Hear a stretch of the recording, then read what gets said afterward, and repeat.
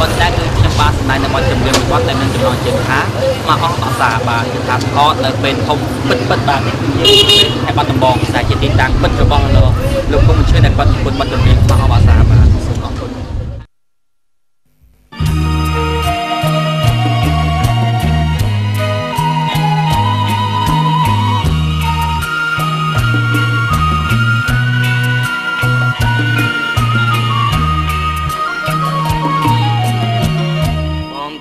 ចាក់ថ្នាំនៅក្នុងពេទ្យធំ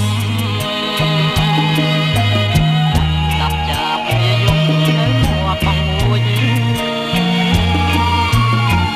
សំលេងចាប់អើយតដោយផងមួយកាលមកជួយផ្លែត្រីតំបងដើរគ្រាលគោខាងក្រោយផ្ទាំងស្រី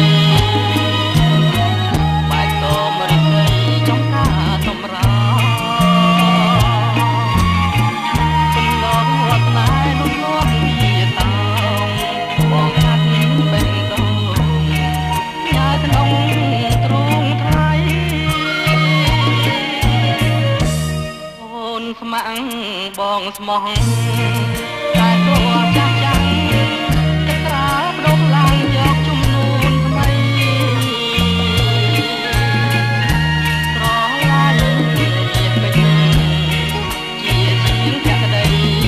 ព្រៀបការកូនស្រីជាមួយដុល្លារចំការសម្រោងកងការជួយម្លេះ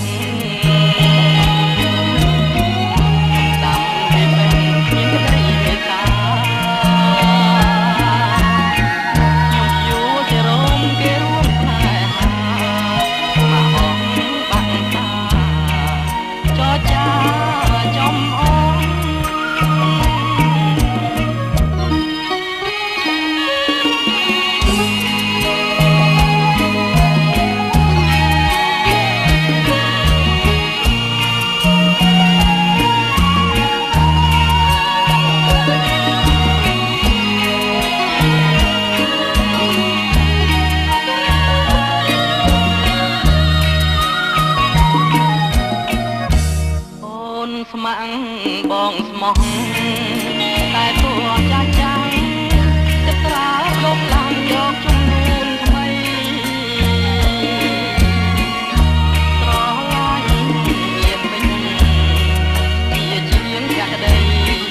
រៀបការកូនស្រីជាមួយដុល្លារចំការសម្រោងកងការជួយម្លេះ